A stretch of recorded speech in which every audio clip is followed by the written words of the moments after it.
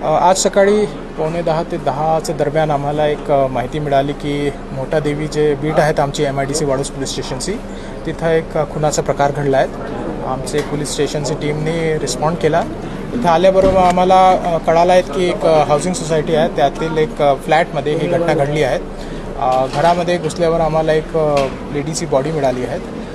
त्याचेच तिथं एक जे मारेकरी होती ते पण घरामध्ये लपून बसली होती.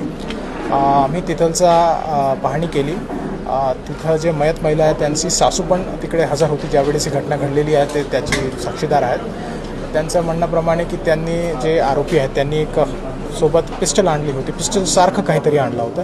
ते जे सासू आहेत त्यांनी त्यांचे हातातून हिसकून बाहेर खिडकीतून फेकलेला होता. त्याच्यातून जे आरोपी महिला आहेत त्यांच्याकडे एक चाकू पण होता. ते चाकूने ते मयत महिलावर हल्ला केला. त्याच्यातून त्याचा मृत्यू झाला आहे.